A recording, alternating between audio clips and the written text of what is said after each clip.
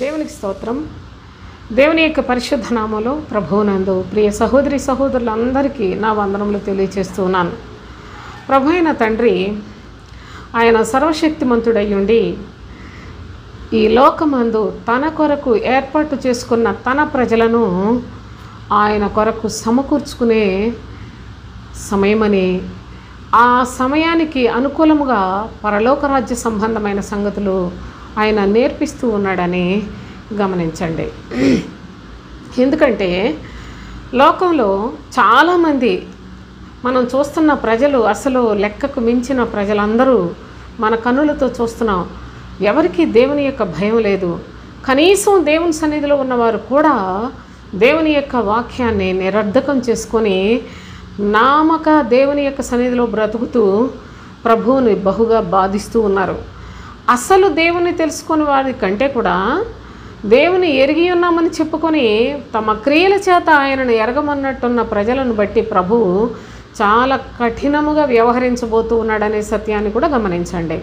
అయితే మరి దేవుని ప్రజలు ఆయన మీద తిరుగుబాటు చేయుచున్న పరిస్థితులు, దేవుని యొక్క పక్షముగా బోధించువారు కూడా ప్రవక్తలు అనబడనివ్వండి, లేకుంటే బోధకులు అనబడనివ్వండి, ఎవరైనా వాళ్ళు కూడాను ప్రభువు మీద తిరుగుబాటు చేస్తూ ఉంటే ప్రభువు చూస్తూ ఊరుకుంటాడా? నా ప్రియ సహోదరి సహోదరులారా, ఆయన కూడా మరి తన ఉగ్రతను చూపించడానికి సిద్ధంగా ఉన్నాడు. తన యందు భయభక్తులు కలిగిన వారి ఎడల ఆయన కృపను, ఆయన మీద తిరుగుబాటు చేసిన వారి ఎడల కాఠిన్యము చూపుటకు సిద్ధంగా ఉన్నాడని గ్రహించండి. గమనించి లేఖనముల్లో ఈ దినాన మరి ప్రవక్త అయిన హోషేయ ద్వారా ప్రభు తెలియజేసిన అనుభవాలు కొన్నిటిని మనం నేర్చుకుందాం. హోషేయ గ్రంథం 14వ అధ్యాయం 9వ వచనం చదువుకుందాం. జ్ఞానులు ఈ సంగతులు వివేచింతురు, బుద్ధిమంతులు వాటిని గ్రహింతురు. ఎలయనగా యెహోవా మార్గములు చక్కనివి, నీతిమంతులు దాన్ని అనుసరించి నడుచుకొందురు, కానీ తిరుగుబాటు చేయు వారి దారికి అది అడ్డము గనుక వారు తొట్టిల్లుదురు అని తెలియజేస్తున్నాడు. తిరుగుబాటు చేయుట అనేది అసలు ప్రభు మాటలను అంగీకరించని పరిస్థితి. ప్రభువును అంగీకరిస్తారు కానీ ఆయన మాటలను అంగీకరించరు. సోదరులారా, ఆయన చెప్పిన మాటలు ఎందుకు అంగీకరించరు అంటే అవి చాలా కఠినముగా ఉంటాయి. మరి తిరుగుబాటు చేసే వాళ్ళ దారికి అడ్డంగా ఉంటాయట, కనుక వాళ్ళు అంగీకరించరు. ఆ యొక్క అనుభవాన్ని బట్టి లేఖనములలో తిరుగుబాటు చేసిన ప్రజలు వారి యొక్క పరిస్థితులు ఏ విధంగా ఉన్నాయి? ప్రస్తుత కాలంలో అసలు ప్రభు అయిన యేసుక్రీస్తులో యేసును అంగీకరించిన వారు క్రీస్తును అంగీకరించకపోవడానికి గల కారణం ఏంటి? యేసును అంగీకరించితే ఈ శరీరానికి ఏమి ఇబ్బంది ఉండదండి, అంత లాభకరంగానే ఉంటుంది. కానీ క్రీస్తును అంగీకరించుట ద్వారా శరీరము నష్టపరుచుకోవలసిన పరిస్థితులు ఉంటాయి. కనుక అందరూ క్రీస్తుకు విరోధులైపోతున్నారు. యేసును అంగీకరిస్తున్నారు అందరూ, యేసుకు ఎవరు విరోధులు కాదు, కానీ క్రీస్తుకు విరోధులైపోతూ ఉన్నారు. కనుక వారిని బట్టి ప్రభు యొక్క నామం ఎంతగా అవమానపరచబడుతుందో, హేళన చేయబడుతూ ఉందో కూడా లోకంలో లేఖనములలో అనుభవం ఉన్న వారికి అర్థమవుతుంది. అయితే ఈ దినం ఈ తిరుగుబాటు చేసే ప్రజల స్థితిని కొంచెం మనం జ్ఞాపకం చేసుకుందాం. చూడండి, ప్రవక్త అయిన హోషేయ అంటున్నాడు, జ్ఞానులు ఈ సంగతులు వివేచింతురు. మీరు కూడా ఈ వినుచున్న మీ యొక్క జీవితాల్లో జాగ్రత్తగా ఈ వీడియోను పూర్తిగా చూడండి, అన్ని విషయాలు గమనించండి, పరిశుద్ధ లేఖనములలో ఆయా భాగాలను పరిశీలనగా తెలుసుకొనండి. మీ యొక్క విశ్వాస జీవితంలో మీరు కూడా శక్తిని సంపాదించుకొనండి. జ్ఞానులు ఈ సంగతులు వివేచింతురు, బుద్ధిమంతులు వాటిని గ్రహింతురు. జ్ఞానులు బుద్ధిమంతులు ఈ సంగతులు జాగ్రత్తగా ఆలోచన చేసి వాటిని గ్రహిస్తారట. అయితే యెహోవా మార్గములు చక్కనివని వారు తెలుసుకోగలరు, నీతిమంతులు దానిని అనుసరించి నడుచుకుంటారు కూడా. నీతిమంతులు చూడండి, జ్ఞానులు, బుద్ధిమంతులు, నీతిమంతులు ఒకే ఒక వచనంలో ఎన్ని సంగతులను ప్రభువు మరి భద్రపరిచాడో కూడా మీరు గమనించాలి. ఎందుకంటే చాలా విషయాలు ఈనాడు మరుగు చేయబడ్డాయి సోదరులారా. సత్య సంబంధమైన వాక్యము మరుగు చేయబడింది. ప్రభువు ఆయన చేసిన అద్భుతాలు, సూచక్రియలు ఇవన్నీ చెప్పుకున్నట్టయితే ప్రజలు చాలా ఆకర్షితులవుతారు కనుక వాటికి ప్రాధాన్యతనిచ్చి వాటిని లేనిపోని శరీర సంబంధమైన మనస్సుతో బోధించే బోధకులు ఎక్కువైపోయారు.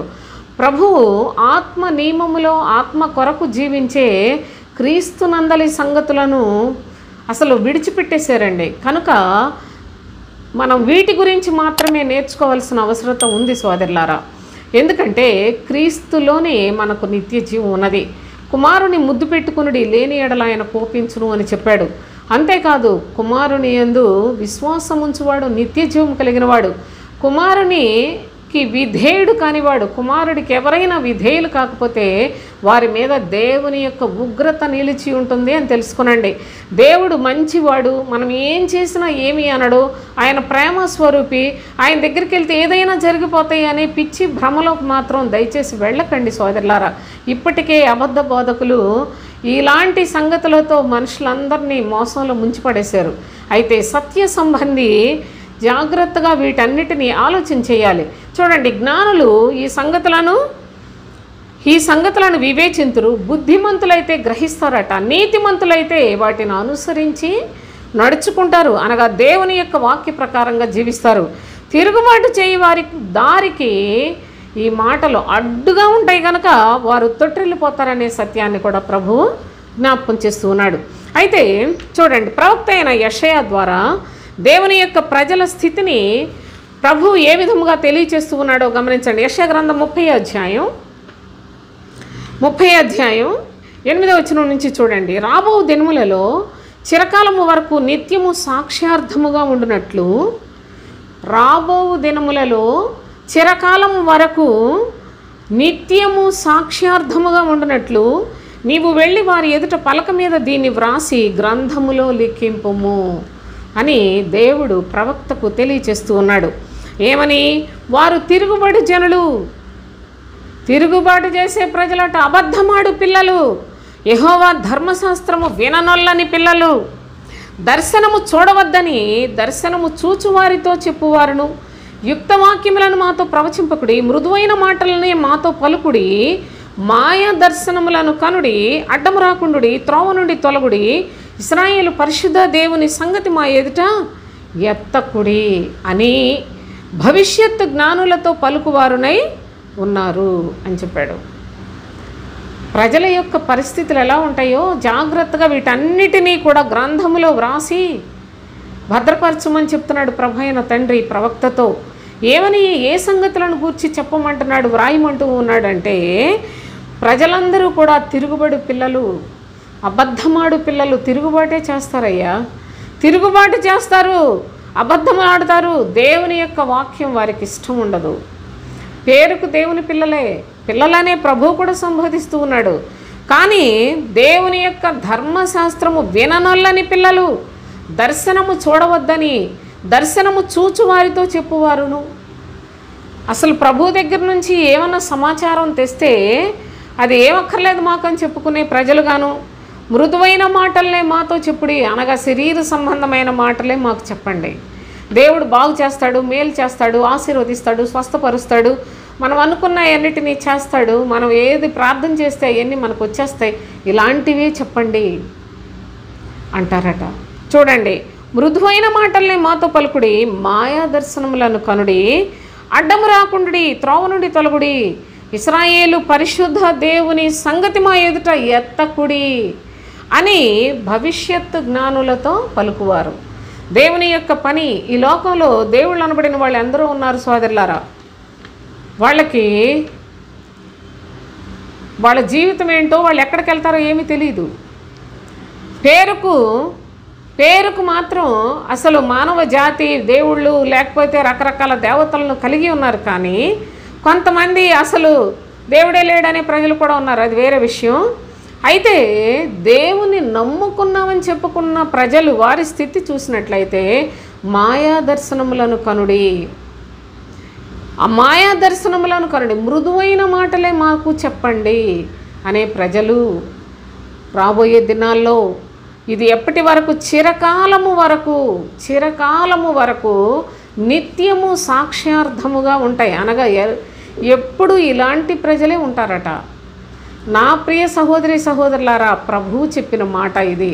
మీకు చాలా స్పష్టంగా లేఖనాల్లో నుండి నేను చూపిస్తూ ఉన్నాను.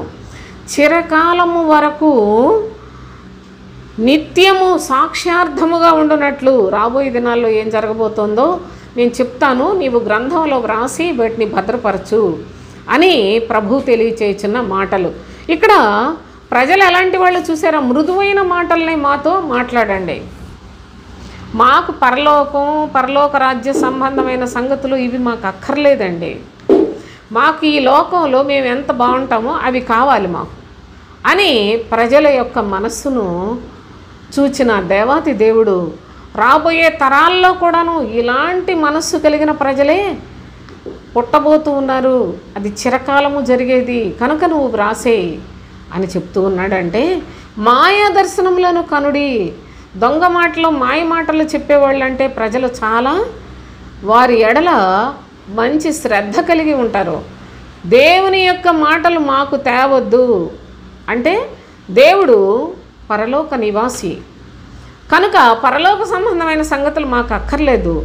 ఆయన ఈ లోకంలోనికి వచ్చాడు కనుక ఈ లోకంలో చాలా చాలా అద్భుతాలు, సూచక్రియలు, మహత్కార్యాలు చేశాడు కనుక అలాంటి వాటి గురించి చెప్పండి. అవి అయితే మాకు ఇష్టం. మీరు మాయా దర్శనములను కనుడి అంటున్నారు చూసారా, అవే మాకు చెప్పండి, మాకేది కూడా కఠినమైన మాటలు అసలు వద్దు అంటున్నాడు ప్రభువు. స్వార్థ చెప్పిన రోజుల్లో యేసుక్రీస్తుతోటే చాలామంది అంటున్నారు, నా శరీరము తిని నా రక్తము త్రాగువాడు నిత్య జీవము కలిగిన వాడని యేసయ్య చెప్తే యోహాను సువార్త 6వ అధ్యాయం చూసుకోండి. ఇది కఠినమైన మాట అన్నారు. ఇది కఠినమైన మాట అని ప్రభువును విడిచిపెట్టి వెళ్ళిపోయారండి.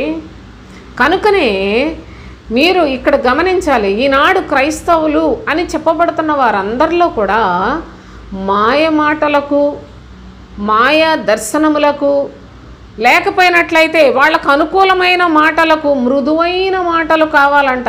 ఆ మృదువైన మాటలే. ఇదేంటి ఈ చర్చిలో ఇలాంటి మాటలు చెప్తున్నారు, మేము వెళ్ళిన చర్చిలోనైతే చాలా బాగుంది, ఏదో ఈ ఊరు వచ్చామని చెప్పేసి ఇక్కడ చర్చికి వస్తే ఇలాంటి కఠినంగా ఉందేంటి, ఇలాంటి మాటలు కూడా ఉంటాయా బైబిల్లో అని చెప్పుకుంటున్నారు ప్రజలు. నా ప్రియ సహోదరి సహోదరులారా, చాలా జాగ్రత్తగా గమనించండి. మీ మట్టుకు మీరైనా శ్రద్ధ కలిగిన వారై ఉండి ఈ మాటలను వివేచించండి. ఎందుకంటే జ్ఞానులైనట్లయితే మీరు వివేకముతో ఆలోచిస్తారు, బుద్ధిమంతులైనట్లయితే చక్కగా గ్రహిస్తారు యెహోవా మార్గములు చక్కనివని, నీతిమంతులైనట్లయితే యెహోవా మాటలను అనుసరించి జీవిస్తారు. ఒకవేళ తిరుగుబాటు చేయవారైతే మీకు ఈ మాటలు చాలా అభ్యంతరంగా అడ్డుగా కనిపిస్తాయి కనుక తొట్టిల్లిపోతారనే సత్యాన్ని కూడా గమనించండి. ఇంకా వాళ్ళు ఏం చెప్తున్నారంటే, ఇశ్రాయేలు పరిశుద్ధ దేవుని సంగతి మా ఎదుట ఎత్తకుడి. దేవుడు పరిశుద్ధుడే. చర్చికి వెళ్ళిన వాళ్ళు దేవుని వాక్యమే కదా వింటున్నారు, మరి పరిశుద్ధ దేవుని గురించి మా ఎదుట అసలు ఎత్తొద్దని చెప్తున్నారు. అలాంటి వాళ్ళు ఎవరుంటారు, అది మాకు కాదనుకుంటున్నారు చాలామంది. అంటే మాకు దేవుడు కావాలి, దేవుడు నమ్ముకుంటాం, కానీ ఆయన మాటలు మాత్రం మాకు, ఆయన రాజ్యం గురించిన సంగతులు మాత్రం మాకు అక్కర్లేదని చెప్పారు. నా ప్రియ సహోదరి సహోదరులారా, చాలా జాగ్రత్తగా చూడండి. అందుకని ప్రభు ఏమంటున్నాడో చూడండి, మీరు ఈ వాక్యము వద్దని త్రోసివేసి బలాత్కారమును కృత్రిమమును నమ్ముకొని అట్టి వాటిని ఆధారము చేసుకుంటారు కనుక చూడండి, ఈ వాక్యం మాకొద్దు, మాకు కావలసింది బలాత్కారము కృత్రిమమే అంటున్నారు. బలాత్కారము అంటే శరీర సంబంధమైన మాటలు, కృత్రిమము కల్పితమైన బోధలే మాకు కావాలి అని దేవుని యొక్క వాక్యము వద్దని త్రోసివేస్తున్నారు కదా. కనుక మీకు ఇది ఎంత దోషం అంటే, ఈ దోషము మీకు ఎత్తైన గోడ నుండి జోగి పడబోవుచున్న గోడ అండవలే అగును, అది ఒక్క క్షణములోనే హఠాత్తుగా పడిపోవును అన్నాడు. దీనికి శిక్ష ఏంటో తెలుసా? దేవుని యొక్క వాక్యమును త్రోసివేసి దేవుడు కావాలని, దేవుని సన్నిధి కావాలని ఏదైనా చేయమంటే మేము చేస్తాం, కానీ మాకు కావలసిన మాటలు మృదువైన మాటలు, మాకు కావలసినవి మాయా దర్శనములే. యెహోవా ధర్మశాస్త్రం, యెహోవా మాటలు మాకొద్దు, ఆ పరలోక సంబంధమైన మాటలు మాకొద్దు. దేవుడు ఆత్మ కనుక ఆత్మ సంబంధమైన మాటలు మాకొద్దు. కానీ చర్చలు పెట్టారు, మేము చర్చికి వస్తున్నాము, ఇక్కడ మాకు అనుకూలమైన మాకు ఇష్టమైన మాటలే చెప్పండి అంటే ప్రభు అంటున్నాడు, మీరు నా వాక్యమును వద్దని త్రోసివేస్తున్నారు కదా, మీకు రాబోయే శిక్ష ఏంటో తెలుసా? ఎంత ఘోరమైన పరిస్థితి ఉన్నదంటే నా ప్రియ సహోదరి సహోదరులారా, చూడండి, ఒక పెద్ద గోడ, కానీ అదంతా కూడా క్రాకులు ఇచ్చేసింది. మొత్తం ఎక్కడికక్కడ క్రాకులు ఇచ్చి ఇక పడిపోవటానికి, కూలిపోవటానికి సిద్ధంగా ఉంది. ఆ కూలిపోయేది ఇంకా అకస్మాత్తుగా కూలిపోవటానికి సిద్ధంగా ఉన్న ఆ యొక్క గోడను, దానిని ఈ ప్రజలు ఆధారము చేసుకుంటూ ఉన్నారు. అనగా మీరు నిశ్చయముగా అకస్మాత్తుగా నాశనానికి వెళ్ళిపోతారు అని చెప్తున్నాడు ప్రభు. కనుక దేవుని యొక్క పరిశుద్ధ లేఖనాల్లో జనులు తిరుగుబాటు చేస్తూ ఉన్నారు. వాక్యం వద్దంట, దేవుని యొక్క వాక్యాన్ని అనుసరించి జీవించట కష్టమట. ప్రభు అయిన యేసుక్రీస్తు లోకంలోనికి వచ్చి చెప్పాడు. ఏమని చెప్పాడో స్పష్టంగా మనం చదువుకుందాం. మత్తయి సువార్త 7వ అధ్యాయం, మత్తయి సువార్త 7వ అధ్యాయం 13వ వచనం చూడండి. ఇరుకు ద్వారమున ప్రవేశించుడి, నాశనమునకు పోవు ద్వారము వెడల్పును, ఆ దారి విశాలమునై ఉన్నది, దాని ద్వారా ప్రవేశించువారు అనేకులు. జీవమునకు పోవు ద్వారము ఇరుకును, ఆ దారి సంకుచితమునై ఉన్నది, దాని కనుగొని వారు కొందరే అని చెప్పాడు. అసలు ఇరుకు ద్వారమును కనుగొనేవారే చాలా కొద్దిమంది అండి. విశాలమున, నాశనానికి పోయే ద్వారం చాలా విశాలంగా ఉంటుందట, నాశనానికి వెళ్ళిపోతారు ఇందులో నుంచి. అయితే దాని ద్వారా చాలామంది ప్రవేశిస్తారట. ఇరుకు ద్వారములో ప్రవేశించడానికి అసలు అది ఎవరు కనుగొనటానికి కూడా అసలు ఎక్కడన్నా దొరుకుద్దా, ఇరుకు ద్వారం ఎక్కడైనా ఉందా అని వెతుక్కొని దాన్ని కనుగొనేవారే చాలా తక్కువ మంది అని ప్రభు అయిన యేసుక్రీస్తు చెప్పాడండి.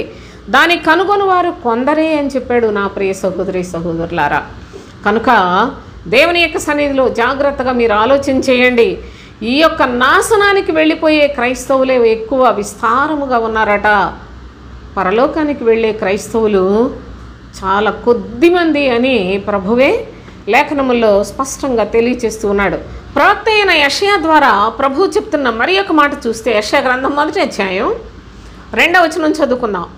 యెహోవా మాట్లాడుచున్నాడు, ఆకాశమా ఆలకించుము, భూమి చెవియొగ్గుము, నేను పిల్లలను పెంచి గొప్పవారినిగా చేసి తిని, వారు నా మీద తిరుగుబడి ఉన్నారు.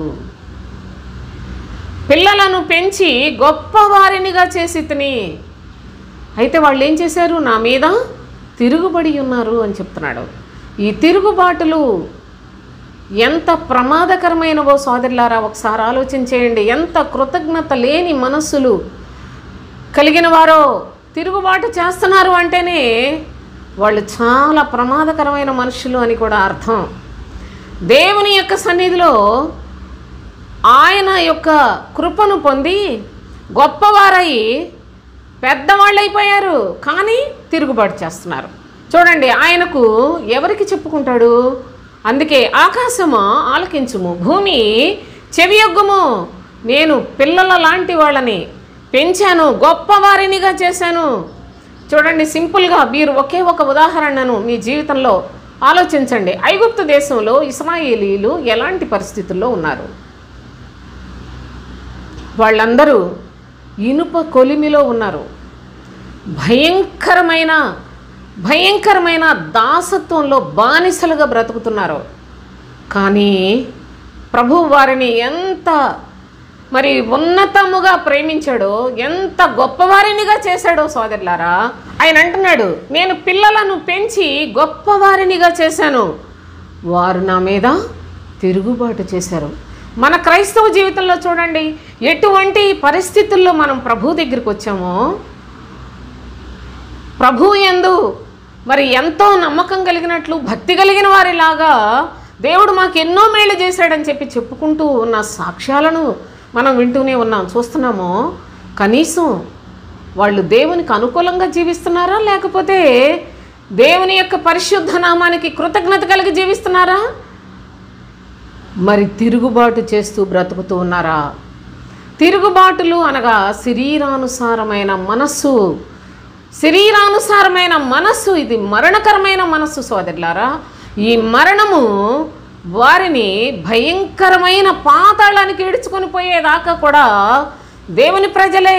కానీ కృతజ్ఞత లేని ప్రజలు, విశ్వాసఘాతకులైన ప్రజలు, దేవుని మీద తిరుగుబాటు చేయుచున్న ఈ ప్రజలను గూర్చి ప్రభువు అందుకే భూమి ఆకాశములకు చెప్పుకుంటూ ఉన్నాడు.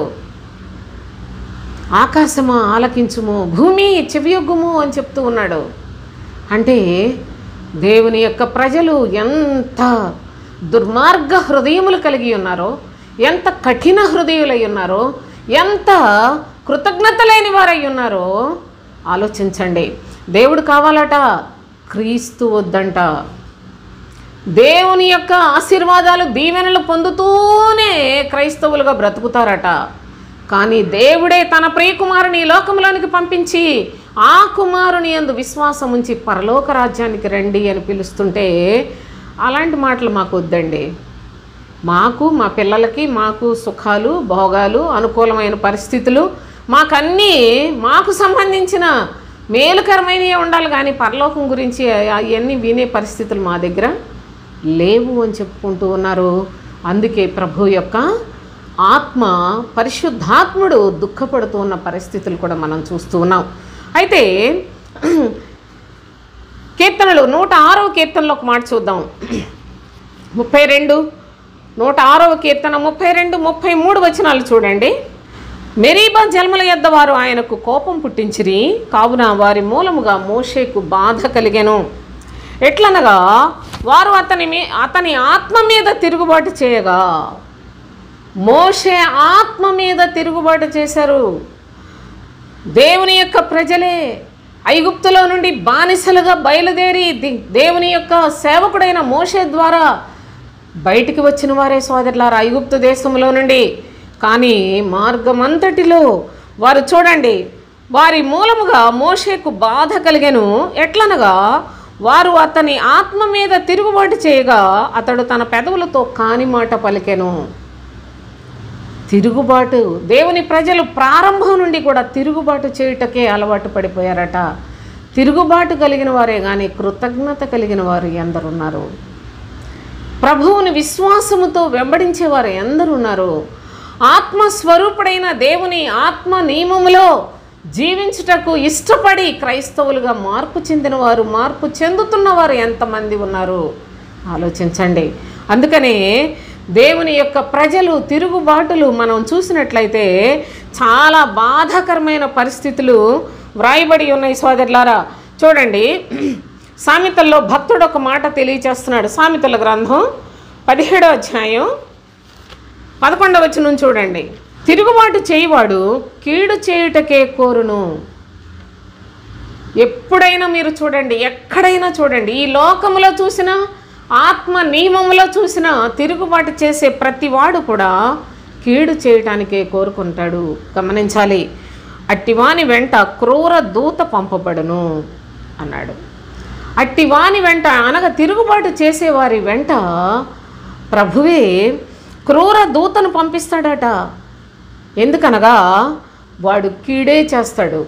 ఇక ఈ క్రూర దూత వాడి చేత కీడునే చేయిస్తుంది.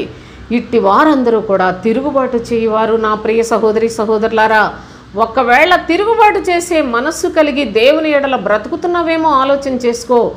నీ జీవితంలో ప్రభువును శరీర సంబంధముగా ఆయనను ఉపయోగించుకోవటానికి ఆయన సన్నిధికి వెళుతున్నావేమో ఆలోచించుకో. దానిని బట్టి ఒక దినం నీవు తిరుగుబాటు చేసే వ్యక్తివిగానే మిగిలిపోతావు. ఎందుకనగా ఈ జీవితకాలము మట్టుకే మనము క్రీస్తునందు విశ్వాసం ఉంచినట్లయితే మనుషులందరికంటే కూడా దౌర్భాగ్యులమైపోతామని చాలా చక్కగా భక్తుడైన పౌలు చెప్పిన అనుభవాలు కూడా లేఖనాల్లో వ్రాయబడి ఉన్నవే. కనుక దేవుని యొక్క మాటలు చూసినట్లయితే తిరుగుబాటు చేయవాడు కీడు చేయుటకే కోరును. అట్టివాని వెనకాలే క్రూర దూత ఉంటాడట. నీ వెనక దేవుని దూతలు ఉన్నారా? దేవుని యొక్క వాక్యమును అనుసరించి జీవించు వారికి దేవుని దూతలు కావలిగా ఉంటారండి. కానీ తిరుగుబాటు చేయి వారికి క్రూర దూత వాడి వెనకాలే వెళుతుంది అని భక్తుడు తెలియచేస్తూ ఉన్నాడు. అయితే మీరు ఇక్కడ గమనించినట్లయితే ప్రవక్త అయిన ఇర్మియా కూడా ఒక సంగతిని, దేవుని యొక్క ప్రజలు వారి యొక్క స్థితిని జ్ఞాపకం చేస్తూ ఉన్నాడు. ఇర్మియా గ్రంథం 2వ అధ్యాయం 29వ వచనం చూడండి. మీరందరూ నా మీద తిరుగుబాటు చేసిన వారు నాతో ఎందుకు వాదించరు? మీరందరూ అన్నాడు ప్రభు. దేవుని యొక్క ప్రజలు అనబడుతున్న వారందరూ కూడా ప్రభువు మీద తిరుగుబాటు చేస్తూనే ఉన్నారట. లేదండి, నేను అలాగూ కాదు, నేను నిజముగా దేవునికి ఇష్టడుగా బ్రతుకుతున్నాను, దేవుని యందు భయభక్తులతో బ్రతుకుతున్నాను అని మీ మనస్సు ఒకవేళ మీతో చెప్తే, నిజముగా మీరు క్రీస్తునందు విశ్వాసం ఉంచి జీవించుచున్నారా? అలాగైనట్లయితే క్రీస్తునందు విశ్వాసం ఉంచిన వారు నూతన సృష్టి సోదరులారా, అట్టివారు ప్రభువుని సంతోషపెడతారు. చూడండి ఇక్కడ ఏమంటున్నాడు, మీరందరూ నా మీద తిరుగుబాటు చేయువారే, నాతో ఎందుకు వాదించుదురని యెహోవా అడుగుచున్నాడు. వీళ్ళ బుద్ధి మార్చడానికి, వీళ్ళ బ్రతుకులు మార్చడానికి పోనీ శిక్షిద్దామని చూడండి ప్రభు అనుకున్నాడట. నేను మీ పిల్లలను హతము చేయట వ్యర్థమే, వారు శిక్షకు లోబడరు. మీ పిల్లలను హతము చేసిన శిక్షకు లోబడరు. నాశన వాంచగల సింహము వలె మీ ఖడ్గము మీ ప్రవక్తలను సంహరించుచున్నది. ఒకవేళ సత్యం చెప్పే ప్రవక్తలు, సత్యము చెప్పే నా యొక్క మనుషులను నేను ఈ లోకంలోనికి పంపిస్తే వాళ్ళనేమో చంపేస్తారు. మీరు మీ బోధకులను పోగు చేసుకున్న వాళ్ళనైతే పూజిస్తారు, కానీ నేను పంపించిన నా యొక్క సేవకులను మీరు వాళ్ళు అంగీకరించరు, వాళ్ళని కనీసం వాళ్ళ మాటలను లక్ష్య పెట్టరు. కనుక మీరందరూ కూడా నా మీద తిరుగుబాటు చేసిన వారే అని ప్రవక్త అయిన ఇర్మియా ద్వారా తెలియచేశాడు. ఇర్మియా గ్రంథం 4వ అధ్యాయం 17వ వచనం. ఆమె నా మీద తిరుగుబాటు చేశాను. ఆమె ఎవరైమే? ఆమె అనగా ఇశ్రాయేలు ప్రజలందరూ, దేవుని అంగీకరించిన ప్రజలందరూ ఇశ్రాయేలీయుల సమాజమే. వారందరి గురించి చెప్తున్నాడు. ఆమె నా మీద తిరుగుబాటు చేశాను గనుక వారు చేని కాపర్ల వలె దాని చుట్టూ ముట్టడి వేతురు. ఇదే యెహోవా వాక్కు. ఆమె నా మీద తిరుగుబాటు చేశాను అనగా దేవుని ప్రజలు అనబడుతున్న వారందరూ కూడా నా మీద తిరుగుబాటు చేస్తూనే ఉన్నారు. కనుక చేని కాపరుల వలె అనగా అబద్ధ బోధకులు విస్తరించిపోయారు. పేరుకు దేవుని ప్రజలకు చర్చి కావాలి, పాస్టర్ కావాలి. కనుక ఈ యొక్క స్థానములోనే అబద్ధ బోధకులు అనేకులు వచ్చి తిష్ట వేసుకొని దేవుని యొక్క సేవకులమని చెప్పి కూర్చుండిపోయారు దేవుని మందిరములలో. నా ప్రియ సహోదరి సహోదరులారా, వీళ్ళు ఎలా ఉన్నారో తెలిసినా, ఆమె నా మీద తిరుగుబాటు చేశాను గనుక దేవుని ప్రజలందరూ నా మాటలను నిర్లక్ష్యపెట్టి వారి శరీర లాభము కొరకు, శరీర సౌఖ్యముల కొరకు, శరీర సంబంధమైన సుఖముల కొరకు, కోరికల కొరకు, అవసరముల కొరకు నన్ను ఉపయోగించుకుంటున్నారు. కనుక నా మీద తిరుగుబాటు చేస్తూ ఉన్నవారిగా ప్రభు చెప్తూ ఉంటే, ఇంతలోనే ఆహా ఎలాగో వీళ్ళందరూ తిరుగుబాటు చేసిన వాళ్ళే కదా అని బోల్డ్ మంది అబద్ధ బోధకులు బయలుదేరిపోయి మేము దేవుని సేవకులము అని చెప్పుకుంటూ, చూడండి చేని కాపరుల వలె అన్నాడు. వాళ్ళు నిజముగా కాపరులు కారు, కాపరుల వలె చాలామంది ఈ యొక్క తిరుగుబాటు చేయి వారిని అందరినీ కూడా వారందరినీ ముట్టడి వేశారండి. వాళ్ళందరూ అబద్ధ బోధకుల వలయములోనే బందీలుగా ఉన్నారనే సత్యాన్ని ప్రభు అయిన తండ్రి ఆయనే తెలియచేస్తూ ఉన్నాడు. నా ప్రజలు నా మాట వినాలి కదా. మీరు నిజముగా నా ప్రజలైనట్లయితే నా నోటి మాట మీద ఆశ పెట్టుకొని నా వాక్యములకు కట్టుబడి మీ ప్రవర్తన మార్చుకొని మీ మనస్సులు మార్చుకొని నాకు ఇష్టలుగా మార్పు చెంది నా రాజ్యానికి రావాలి కదా. అయితే మీ బోధకులు మిమ్ములను మోసం చేస్తూ ఉన్నారు. ఎందుకంటే మీరు నా ఎడల తిరుగుబాటు చేస్తున్నారు కనుక, నా మాటలను నిర్లక్ష్య పెడుతూ ఉన్నారు కనుక, నా యొక్క రాజ్యానికి చేరటం కన్నా ఈ లోక భోగములను అనుభవించటం మీకు ఇష్టం కనుక ఈ అబద్ధ బోధకులు కూడా మిమ్మల్ని మోసం చేసే బోధకులే కానీ నిజమైన బోధకులు కారు. వాళ్ళు చేని కాపురుల వలె మిమ్మల్ని ముట్టడి వేసేవారే కానీ మీ క్షేమము కోరువారు కారు అని ప్రవక్త ద్వారా ప్రభు అయిన తండ్రి మనకు జ్ఞాపకం చేస్తూ ఉన్నాడు. అంత మాత్రమే కాకుండా దేవుని యొక్క ప్రజలు ప్రవక్త అయిన ఇర్మియా ద్వారా 14వ అధ్యాయం చూడండి, 7వ వచనం నుంచి చదువుకుందాం. 14వ అధ్యాయం 7వ వచనము నుండి, యెహోవా మా తిరుగుబాటులు అనేకములు, నీకు విరోధముగా మేము పాపం చేసితిమి, మా దోషములు మా మీద దోషారోపణ చేయుచున్నవి, నీ నామమును బట్టి నీవే కార్యమును జరిగించుము. ఇశ్రాయేలీలకు ఆశ్రయుడా, కష్టకాలమున వారికి రక్షకుడా, మా దేశంలో నీవేళ పరదేశి వలె ఉన్నావు. ఏలా రాత్రి వేళను బస చేయుటకు గుడారము వేయు ప్రయాణస్తుని వలె ఉన్నావు. భ్రమసి ఉన్న వాని వలెను, రక్షింపలేని సూర్యుని వలెను నీవేళ ఉన్నావు. యెహోవా నీవు మా మధ్య ఉన్నావే, మేము నీ పేరు పెట్టబడిన వారము, మమ్మను చెయ్యి విడువకుము. చూడండి అలాంటి దొంగ ప్రార్థనలు చేస్తున్నారు. యెహోవా మేము మా తిరుగుబాట్లు చాలా ఎక్కువ, మా దోషాలు మాకు కనిపిస్తూనే ఉన్నాయి అంటూనే నువ్వేంటయ్యా మమ్మల్ని రక్షించవు, నీవే కదా మాకు రక్షకుడివి, కష్టకాలంలో నీవే కదా మమ్మల్ని రక్షించవలసిన వాడవు, నీ పేరు పెట్టుకున్న వాళ్ళమే కదా అంటూ ప్రార్థనలు అయితే చేస్తున్నారు. పైగా ఇశ్రాయేలునకు ఆశ్రయుడా అనగా దేవుని ప్రజలకు నీవే కదా ఆశ్రయము, కష్టకాలమందు వారికి రక్షకుడా, మా దేశంలో నీవేళ పరదేశిలాగా ఉన్నావు. ఇదేంటయ్యా మేమైతే నీ ప్రజలము, నువ్వు మా మధ్యలో మేము తెలియనట్టుగా ఉన్నావేంటి ప్రభువా అని అడుగుతూ ఉన్నారు. అనగా ప్రార్థనలలో కూడా ప్రభువుని బాధ పెట్టడమే. ప్రభువుని ఏ విధంగానైనా మా దేవుడవు అంటారు, ఆయన చెప్పినట్లు చేయరు. మేము తిరుగుబాటు చేస్తున్నాం మాకు తెలుస్తుంది అంటూ ఉన్నారు. అయినా ఆయనకు లోబడే మనస్సు కానీ ఆయన ప్రవక్తలకు లోబడే మనస్సు కానీ లేని ప్రజలు ఆనాటి నుంచి ఈనాటికి కూడా నా ప్రియ సహోదరి సహోదరులారా, దేవుని యొక్క ప్రజలందరి యొక్క స్థితి ఇదే. వారు ఎల్లప్పుడూ ఈ విధముగానే జీవిస్తారు అని ప్రవక్త అయిన యెషయా ద్వారా ప్రభు చెప్పినట్లు గ్రంథములో వ్రాసి ఉంచమని ప్రభు చెప్పిన మాటలు కూడా మనం మొదటిగానే చదువుకున్నాం సోదరులారా. అయితే ఈ విధముగా ప్రార్థన చేస్తూ ఉన్నట్లుగానే ప్రభువా నీవే మాకు దిక్కు, నీవే మాకు మా వైపు చూడాలి, నీవే మమ్మల్ని రక్షించాలి, నీవే మాకు ఆధారం అంటూ ఉన్నారు. కానీ ఆయన చెప్పినట్లు మాత్రం చెయ్యరట నా ప్రియ సహోదరి సహోదరులారా. అలాంటి ప్రజలు, అందుకే ప్రభు వెంటనే ఏమన్నాడో తెలుసా? మీరు ఇర్మియా గ్రంథం 14:10 చూడండి, 10వ వచనం. యెహోవా ఈ జనులతో ఈ మాట సెలవిచ్చుచున్నాడు, ఈ జనులు తమ కాళ్లకు అడ్డము లేకుండా తిరుగులాడుటకు ఇచ్చగలవారు గనుక యెహోవా వారిని అంగీకరింపడు. వారు నా జనులైనట్లయితే నా ఆజ్ఞలను అనుసరించి జీవిస్తారు కదా, వారు నా ప్రజలైనట్లయితే, నా పేరు పెట్టబడిన ప్రజలైనట్లయితే నా ఇష్టానుసారముగా జీవిస్తారు కదా. అయితే నోటి మాటలతో మాకు రక్షకుడు నీవే, మాకు ఆశ్రయము నీవే, మాకు నువ్వే దిక్కు అంటూ ఉన్నారు. కానీ ఈ ప్రజలను నేను అంగీకరించను, ఎందుకంటే వారు తమ కాళ్లకు అడ్డము లేకుండా తిరుగులాడుటకు ఇచ్చగలవారు. అనగా వాళ్ళు ఇష్టం వచ్చిన ప్రవర్తన ప్రవర్తిస్తారు. నా దగ్గరికి వచ్చి దేవా దేవా దేవా అని మాట్లాడితే అది వ్యర్థము కదా, అది నా కోపం తెప్పించేదే కదా, అది నా ఉగ్రతను రేపేదే కదా.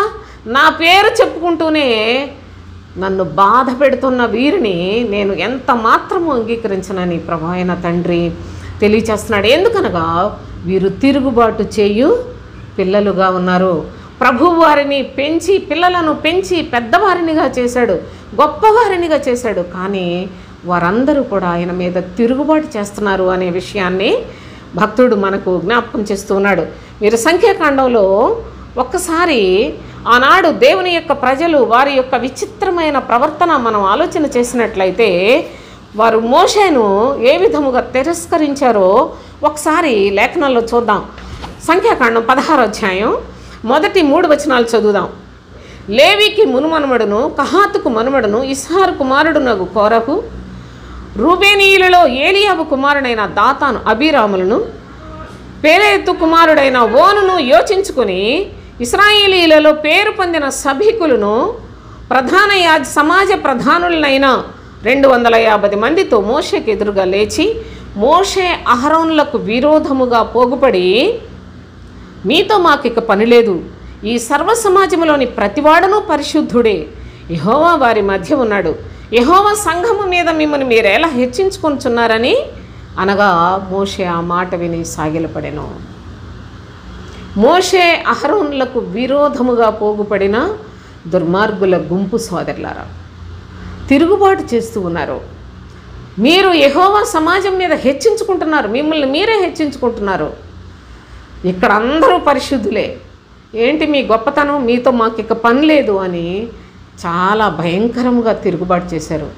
మోషే భూలోకములో మానవ జాతిలోనే మిక్కిలి సాత్వికుడని ప్రభువు చేత గొప్ప చేయబడిన వ్యక్తి. ఈ మాటలన్నీ విని మోషే సాగిలపడ్డాడట నా ప్రియ సహోదరి సహోదరులారా.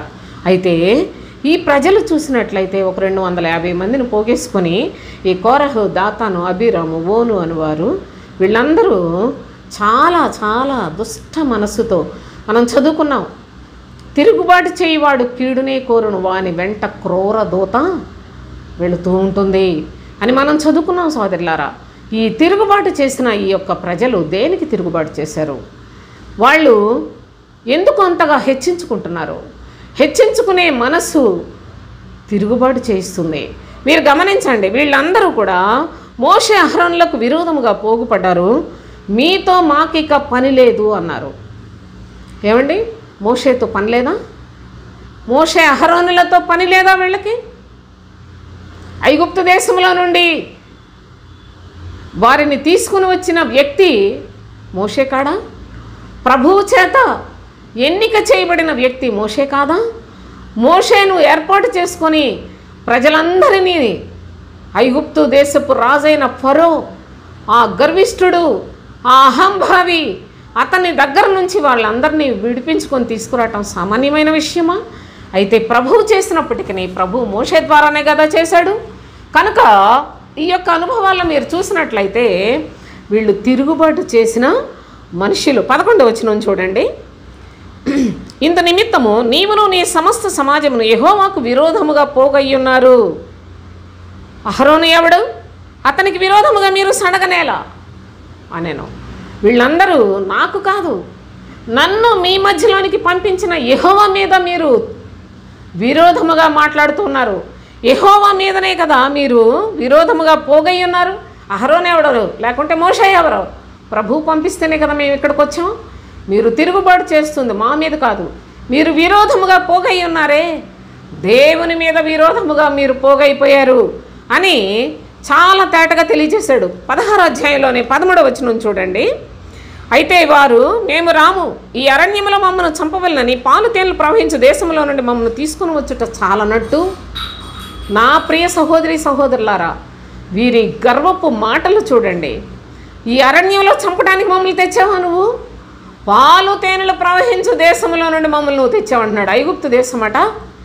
ఈ దుర్మార్గులకి పాలు తేనెలు ప్రవహించే దేశంలాగా ఉందట. మా మీద ప్రభుత్వము చేయుటకు నీకు అధికారము కావాలనా అని అడుగుతూ ఉన్నారు. మా మీద ప్రభుత్వం చేయాలనుకుంటున్నావా నువ్వు?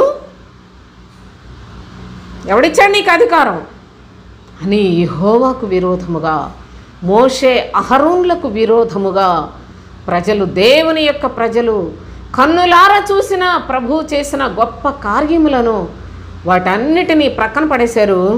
వాళ్ళ గర్వమే వాళ్ళకి ఆయుధముగా చేసుకున్నారు. సోదరులారా, వారి యొక్క తిరుగుబాటు దేవుని యొక్క నామమునకు విరోధముగా, దేవుని సేవకులకు విరోధముగా తిరుగుబడ్డారు. ఈ కాలంలో ఉన్న ఈ పిచ్చి సేవకులు లాంటి వాళ్ళు కాదు వాళ్ళు.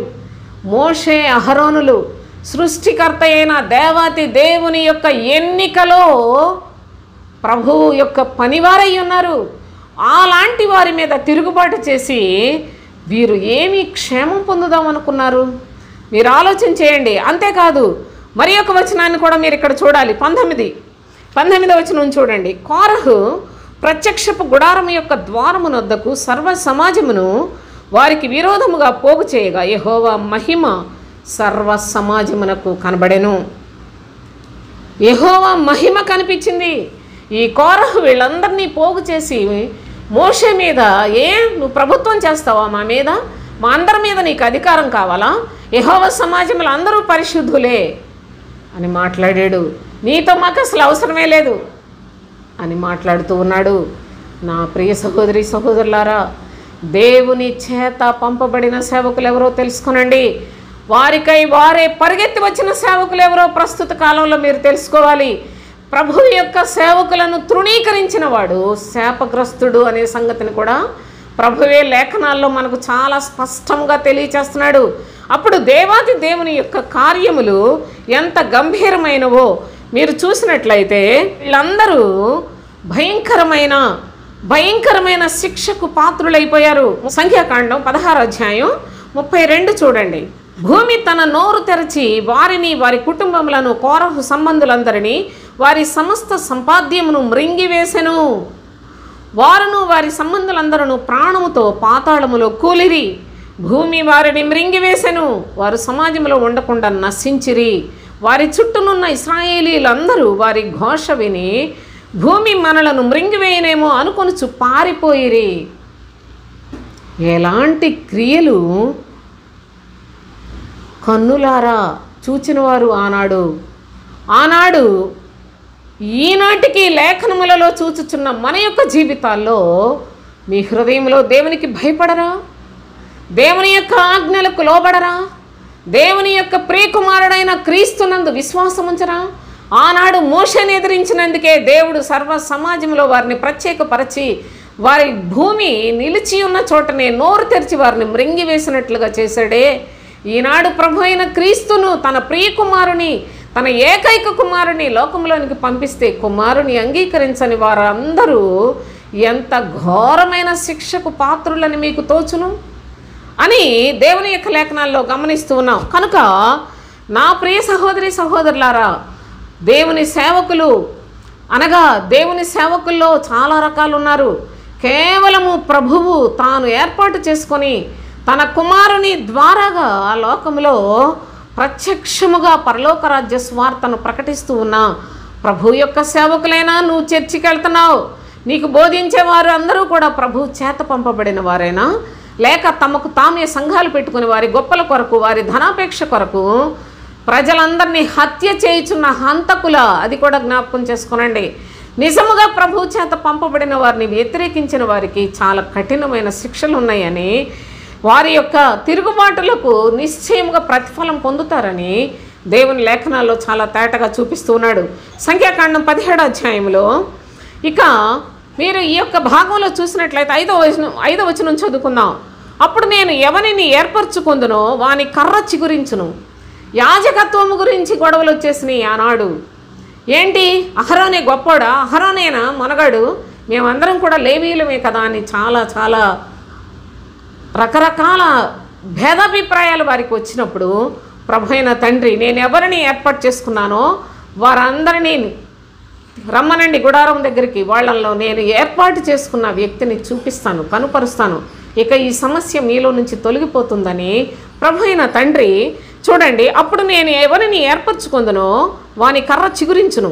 ఇశ్రాయేలీయులందరూ మీకు విరోధంగా సణుగుచుండు సణుగులు నాకు వినబడకుండా మాన్పివేయుదును.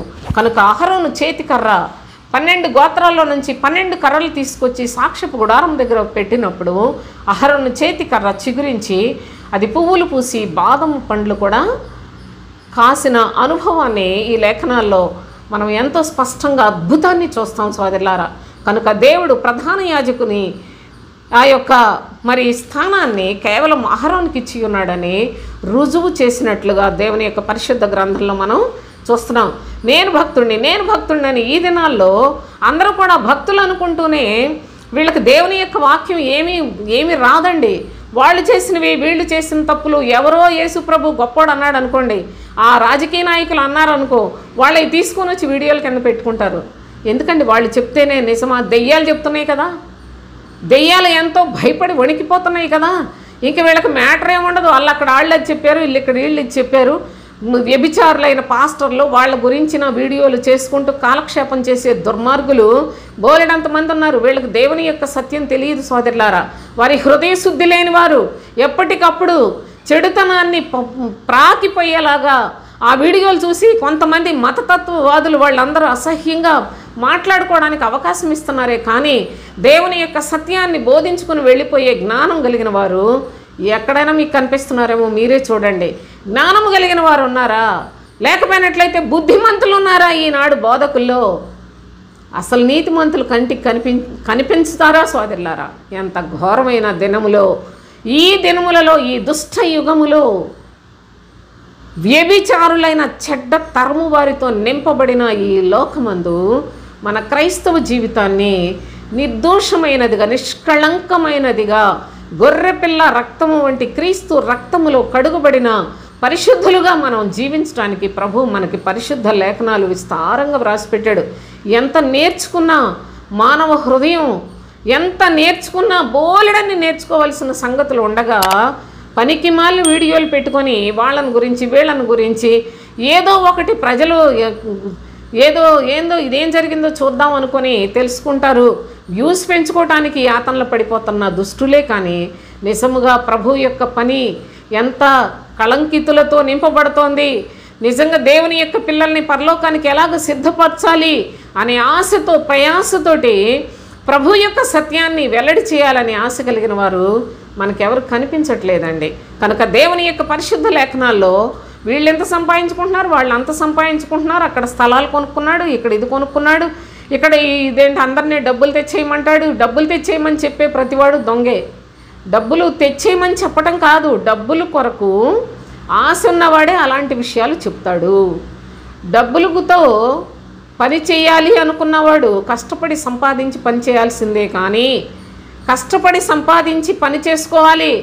నిజముగా ద్రాక్ష తోట వేసుకొని తోటలో చెట్లు ఫలాలు తినటం ధర్మమే, కానీ ఊరందరి మీద ఏదో ఒకటి డబ్బు ఇచ్చేసేస్తే నేను మీకు అక్కడ సేవ చేస్తాను, ఇల్లు ఇక్కడికి వెళ్ళొస్తాను, ఆ ఊరు వెళ్ళొస్తాను, ఇల్లు ఇక్కడికి వెళ్ళి మీకు బైబిల్ వండర్స్ చెప్తాను అనుకునే ఈ దుర్మార్గులు గుంపంతా కూడా చెడ్డవాళ్ళు సోదరులారా. వీళ్ళందరూ కూడా తమకు తాము బోధకులుగా వాళ్ళకై వాళ్ళే డిక్లేర్ చేసుకొని లోకంలో మనుషులను పాడు చేస్తున్న దుష్టులు అని లేఖనాల్లో మీకు ఎన్ని సందర్భాలు కావాలో నేను చూపించమంటే చూపిస్తాను. తెలుసుకోనండి, వివేకం కలిగి ఉండండి, బుద్ధిమంతులుగా ఉండండి, జ్ఞానాన్ని సంపాదించుకోనండి. దేవుని యొక్క చిత్తమా కాదా అనేసి విచక్షణ చేసే జ్ఞానాన్ని మీకు మీరు సంపాదించుకుంటేనే మీ ఆత్మ కొరకు మీరు జాగ్రత్త వహించగలరు. జ్ఞాపకం చేసుకోనండి. దేవుని యొక్క లేఖనములలో ప్రభు అయిన తండ్రి మనకెంతో తేటగా తెలియచేసిన ఈ యొక్క అనుభవాలు చూసినట్లయితే భక్తుడు కీర్తనల్లో మరి యొక్క అనుభవాన్ని కూడా మనకు ఈ సందర్భముగా నేర్పిస్తూ ఉన్నాడు. చూడండి, కీర్తనల గ్రంథం 78వ కీర్తన 40వ వచనం చదువుకుందాం. అరణ్యమున వారు ఆయన మీద ఎన్ని మారులో తిరుగుబడిరి. చూడండి, అరణ్యమున వారు అనగా ఇశ్రాయేలీయులు దేవుని యొక్క ప్రజలు ఎన్ని మారులో తిరుగుబడిరి. ఎడారి యందు ఆయనను ఎన్ని మారులో దుఃఖపెట్టిరి. మాటి మాటికి వారు దేవుని శోధించిరి. మాటి మాటికి ఇశ్రాయేలు పరిశుద్ధ దేవునికి సంతాపము కలిగించిరి. ఆనాడేనా? ఈనాడు వారి కంటే మరి నికృష్టమైన బ్రతుకులు బ్రతుకుతున్న క్రైస్తవ సమాజం ఈనాడు ఇంకా చండాలం, అబద్ధ బోధలు, అబద్ధపు మాటలతోటి, అబద్ధపు మరి ఆ మాటలకు బానిసలైపోయి బ్రతుకుతున్న మాటలు ఎంత బాధాకరమైన బోధలు వింటూ ఉన్నారంటే, నిజముగా అరణ్యమున ఎన్ని మారులో ఆయన మీద తిరుగుబాటు చేసిన ఆనాడు ఇశ్రాయేలు ప్రజలు, ప్రస్తుత కాలంలో దేవుని యొక్క ప్రజలు అనబడుచున్న వారందరూ కూడా ఎన్ని మారులో ప్రభువును ఆయన మాటల మీద తిరుగుబాటు చేస్తూనే ఉన్నారు. ఆయన కుమారుని మీద తిరుగుబాటు చేస్తున్నారు. ఆయన ఆత్మ మీద తిరుగుబాటు చేస్తూ ఉన్నారు. నా ప్రియ సహోదరి సహోదరులారు, పరిశుద్ధాత్మ పొందేమని అని ఊరికే భాషలు మాట్లాడుకొని మరి వాళ్ళనాళ్లే రెచ్చగొట్టుకుంటూ ఆత్మ పొందకపోతే భక్తి లేదనుకుంటారని ఊరికే గెంతడం దౌర్భాగ్యం. అసలు కనీసం వాళ్ళ మీద బట్టలు ఉంటున్నాయా, చెదిరిపోతున్నాయని బుద్ధి జ్ఞానం లేకుండా నేల మీద పడేసుకోవటం, అక్కడ నుంచి ఊరికే ఏదో అయిపోయిందని చెప్పి ఎన్ని దొంగల యొక్క వారి యొక్క కార్యక్రమాలే. కానీ సోదరులారా, నిజమైన దేవుని యొక్క భక్తుడైనట్లయితే మీలో మార్పు కలుగు చేస్తాడు. నిజమైన భక్తుడు మారు మనస్సును, ఆత్మ సంబంధమైన ఫలములు ఫలించే మనస్సు తయారగునట్లుగా, మనుష్యులు క్రీస్తునందు రూపాంతరము చెందినట్లుగా తయారు చేస్తాడు. అంతేకాని ఈ విధంగా నేనేదో చేసేస్తున్నాను నన్ను చూడండి అని చెప్పి వెర్రవీగిన గర్వంతో వాళ్ళ యొక్క ధనాపేక్షను కప్పిపెట్టుకునే మాయ మాటలతో ప్రజలను నాశనం చేయరు. అదంతా ఈనాడు హేళనకు ఆస్పదమైపోయిన పరిస్థితులు మనం చూస్తున్నాం. అన్య ప్రజల మధ్యలో ప్రభువు నామాన్ని హేళన చేస్తున్న వాళ్ళు వీళ్ళే సోదరులారా.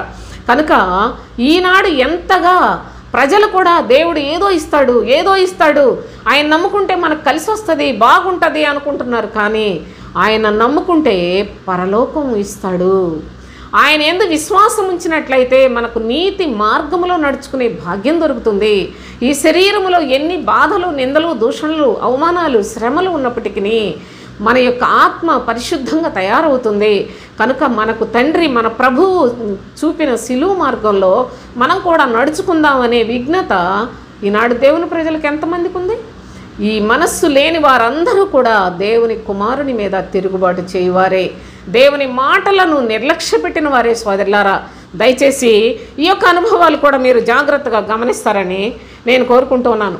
అయితే అబద్ధ ప్రవక్తలను చూడండి. ఇక ఈ అబద్ధ ప్రవక్తలు ప్రజలు చూస్తే ప్రజలందరూ తిరుగుబాటు చేస్తున్నారు.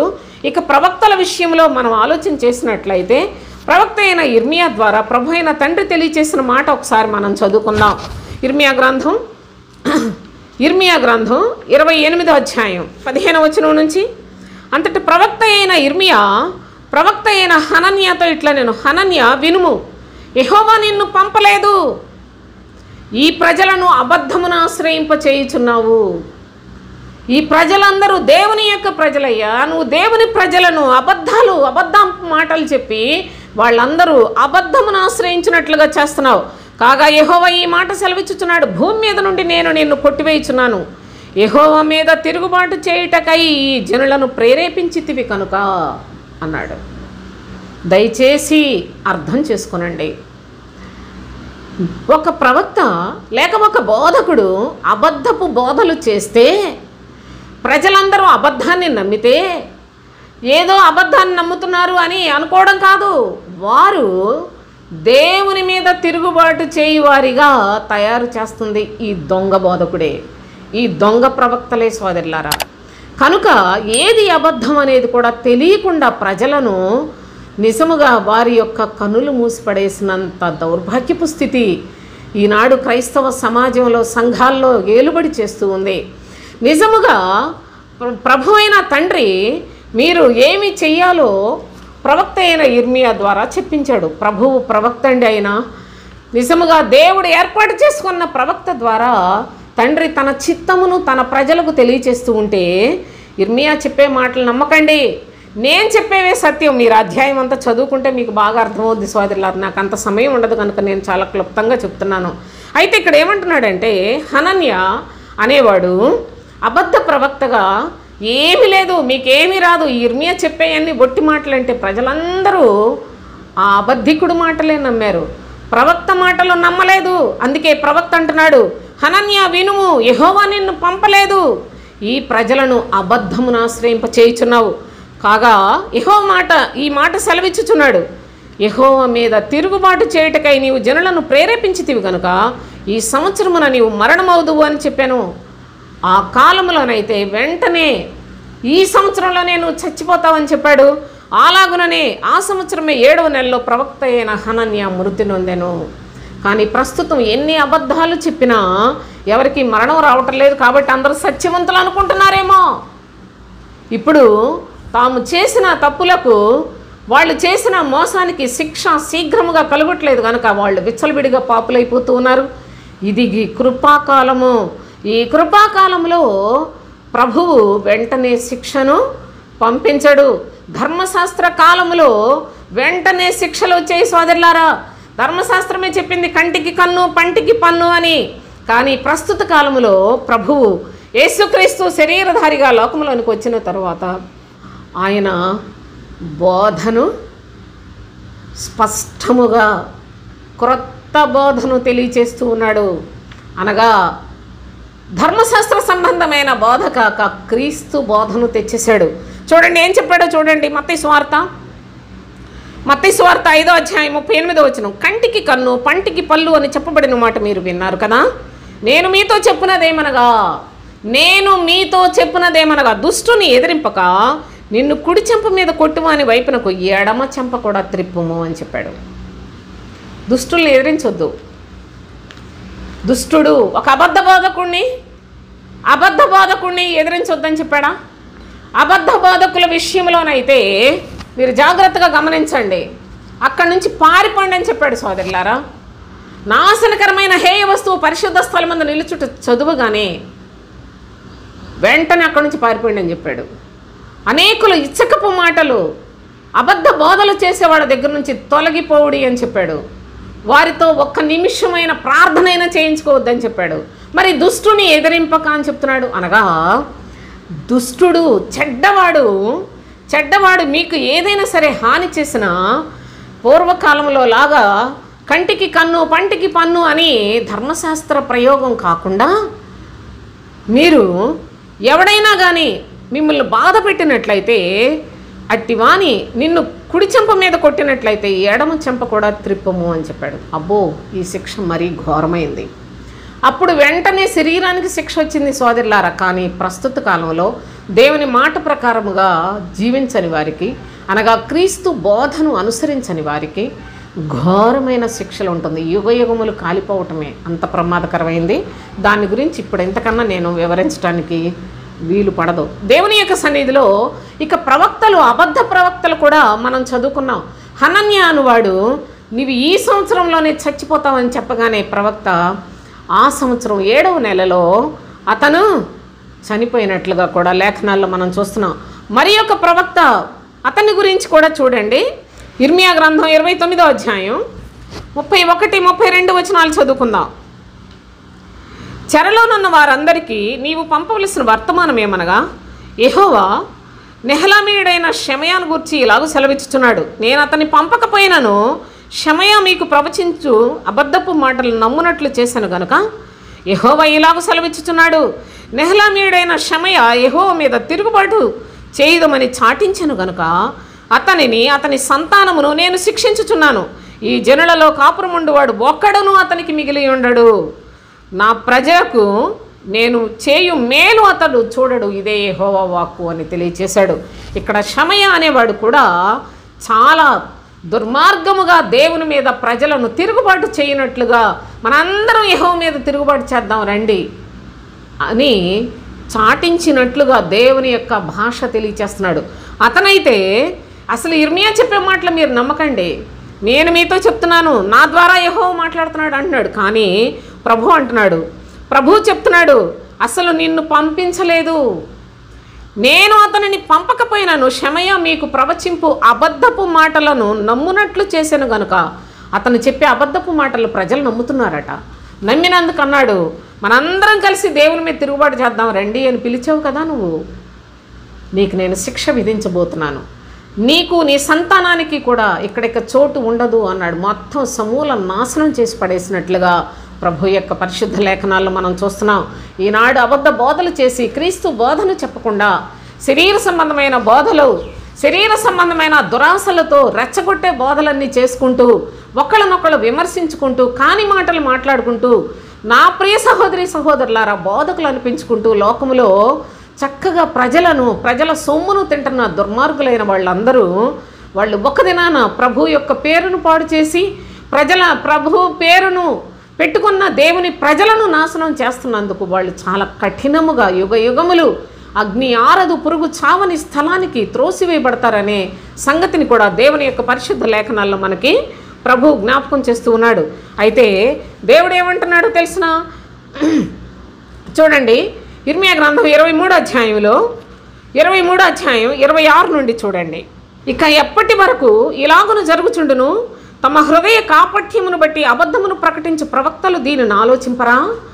బయలును పూజింపవలనని తమ పితరులు నా నామము మరచినట్లు వీరందరూ తమ పొరుగు వారితో చెప్పు కలల చేత నా జనులు నా నామమును మరచునట్లు చేయవలనని యోచించుచున్నారా అన్నాడు ప్రభు.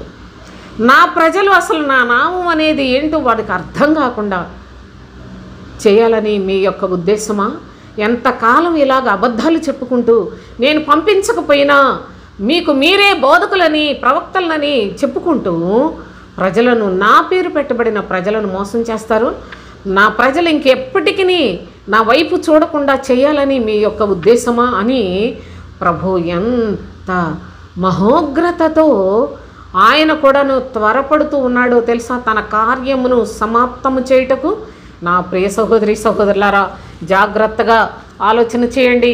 ఏదో ఒక మనిషి వ్యతిరేకంగా మాట్లాడితేనే ఊరుకోరు కదా. అలాంటిది దేవునికి వ్యతిరేకముగా ఆయన ప్రజలను చంపుతూ దేవుని సేవకులమని చెప్పుకుంటున్న దుర్మార్గుల విషయంలో ఆయన విడిచిపెడతాడా? ఒకవైపు దేవుని ప్రజలు తిరుగుబాటు చేసి, ఒకవైపు ప్రవక్తలు తిరుగుబాటు. ఇలాంటి వాళ్ళు చెప్పాలంటే ఎంతమంది ఉన్నారో. వీళ్ళందరూ తిరుగుబాటు చేస్తూ ఉంటే ప్రభు అయిన తండ్రి ఆయనకు సంతోషం ఎక్కడుంది సోదరులారా? పరిశుద్ధాత్ముడు ఎక్కడ సంతోషించే వీలు కలుగుతుందో ఆలోచించండి. దేవుని యొక్క ప్రజలు దేవుని యొక్క మాట విని దేవునికి ఇష్టానుసారంగా జీవిస్తేనే కదా తండ్రి సంతోషించేది. కనుక ఇలాంటి వారందరికీ కూడా ప్రవక్త అయిన యెషయా చెప్తున్నాడు, వీళ్ళందరికీ నియమించబడిన స్థలం ఒకటి ఉంది. ఆ స్థలం యెషయా గ్రంథం 66వ అధ్యాయంలో 24వ వచనం చదువుకుందాం. వారు పోయి నా మీద తిరుగుబాటు చేసిన వారి కళేబరములను తేరి చూచెదరు. వాటి పురుగు చావదు, వాటి అగ్ని ఆరిపోదు, అవి సమస్త శరీరులకు హేయముగా ఉండును. దేవుని మీద తిరుగుబాటు చేసేవారి యొక్క కళేబరములు ఎక్కడుంటాయో తెలుసా? అగ్ని ఆరదు, పురుగు చావని భీభత్సమైన ఘోరమైన మట్టు లేని పాతాళములో యుగ యుగములు కాలిపోయి అంత హేయమైన శ్మశానములో వాళ్ళ కళేబరములు వేయబడతాయనే సత్యాన్ని కూడా ప్రవక్త ద్వారా ప్రభు తెలియచేశాడు. అయితే చివరిగా నేను ఒక విషయాన్ని మీకు తెలియచేస్తాను. ఆది నుండి మీ మూల పితరుడు నా మీద తిరుగుబాటు చేసిన వాడే అని చెప్పాడు ప్రభు. చూడండి, ప్రవక్త అయిన యెషయా ద్వారా ఆ మాట కూడాను ఆయన ఏమంటాడంటే, యెషయా గ్రంథం 43వ అధ్యాయం 27వ వచనం, నీ మూల పితరుడు పాపం చేసిన వాడే, నీ మధ్యవర్తులు నా మీద తిరుగుబాటు చేసిన వారే. కావున నేను ప్రతిష్ఠితులకు నీ ప్రధానులను అపవిత్రపరిచితిని, యాకోబును శపించితిని, ఇశ్రాయేలును దూషించితిని అన్నాడు. నీ మూల పితరుడు పాపం చేసిన వాడే, నీ మధ్యవర్తులందరూ తిరుగుబాటు చేసిన వారే అన్నాడు. కనుక ఆది నుండి మనుష్యుడిగా ఉన్న ఆదాము ప్రభు మాట మీద తిరుగుబాటు చేశాడట. మధ్యవర్తులు కూడా ఎందరో మధ్యవర్తులందరూ తిరుగుబాటు చేసిన వారేనని చెప్తూ ఆయనే సాక్ష్యం ఇస్తూ ఉన్నాడు. అయితే తన ప్రియ కుమారుడు ఆయన ద్వారా మనకు చక్కని నిరీక్షణ కలుగునట్లుగా ఒక చక్కని అనుభవాన్ని కూడా చదివి ముగించేస్తాను. యెషయా గ్రంథం 53వ అధ్యాయం 12వ వచనం చూడండి. కావున గొప్పవారితో నేను అతనికి పాలు పంచిపెట్టేదను, ఘనులతో కలిసి అతడు కొల్లసొమ్ము విభాగించుకొనును. ఏలయనగా మరణమునందునట్లు అతడు తన ప్రాణమును ధారపోసెను, అతిక్రమము చేయి వారిలో ఎంచబడిన వాడాయను, అనేకుల పాపమును భరించుచు తిరుగుబాటును చేసిన వారిని గురించి విజ్ఞాపనము చేశాను. అనేకుల పాపములను భరించి మన ప్రభు అయిన క్రీస్తు దేవుని యొక్క ప్రియకుమారుడు ఆయన తిరుగుబాటు చేసిన వారిని గూర్చి విజ్ఞాపనము చేశాను. తిరుగుబాటు చేయుచున్న మనందరి బ్రతుకులకు విడుదల కలిగించుటకు ఒకే ఒక ఆధారం, ఒకే ఒక పరిశుద్ధుడు. మనము దేవుని తెలుసుకున్న నాటి నుండి మన అజ్ఞానము చేత మన యొక్క శరీర స్వభావము చేత ప్రభువు మీద తిరుగుబాటు చేస్తూనే ఉన్నాం. అయితే మనకు చక్కని వెసులుబాటు, క్షమాపణ దొరికే చోటు, అంతేకాదు నా ప్రియ సహోదరి సహోదరులారా, మనకు విమోచన కలిగే పరిశుద్ధుని యొక్క పాదముల చెంత ఆయనే తిరుగుబాటు చేయి వారిని గూర్చి విజ్ఞాపనము చేసి ఉన్నాడు. తండ్రి తన కుమారుని విజ్ఞాపన ఆలకించి మనలాంటి వారందరికీ విడుదల ఇవ్వడానికి ఇష్టపడుతూ ఉన్నాడు. ఒకే ఒక్క క్రీస్తు పాదముల యొద్ద మాత్రమే ఈ సృష్టిలో తిరుగుబాటుకు క్షమాపణ దొరికే చోటు అని గమనించండి. కనుక ఇట్టి ప్రభువునందు మనం ఎలాంటి తెలియక చేసామో, లేకపోయినట్లే మన అజ్ఞానంతో చేసామో, అబద్ధ బోధకుల మాటలు విని తిరుగుబడ్డాము, శరీర స్వభావంతో తిరుగుబడ్డాము, ఏ విధము చేతనైనా ప్రభువు యొక్క ప్రియకుమారుని బోధయందు లక్ష్యముంచని వారందరూ ప్రభువు మీద తిరుగుబాటు చేయవారే. అయితే అట్టి వారందరి కొరకు కూడా ప్రభు అయిన క్రీస్తు ఆయన విజ్ఞాపనము చేసి ఉన్నాడు. సోదరులారా, నేడే నీ స్థితిని నీవు తెలుసుకున్నట్లయితే క్షమించుటకు క్రీస్తు సిద్ధముగా ఉన్నాడు. నేడే నీ తిరుగుబాటులను నీవు గమనించగలిగినట్లయితే నీకు విడుదల కలుగుటకు ప్రభువు ఇప్పుడే ఈ దినమే నీకు విడుదల చేయటానికి సిద్ధంగా ఉన్నాడు. ఇశ్రాయేలు ప్రజలు అనగా దేవుని యొక్క ప్రజలు, మేము తిరుగుబాటు చేసాం, మమ్మల్ని రక్షించవేంటి, నీవే కదా మాకు దిక్కు అని దొంగ ప్రార్థనలు చేయకండి సోదరులారా. ప్రభువు చేత అసహించుకొని హేయ వస్తువులుగా మిగిలిపోవద్దు. ఈ ప్రజలు తమకు అడ్డము లేకుండా, తమ కాళ్ళకు అడ్డు లేకుండా విచ్చలవిడిగా తిరగటానికి అలవాటు పడ్డారు.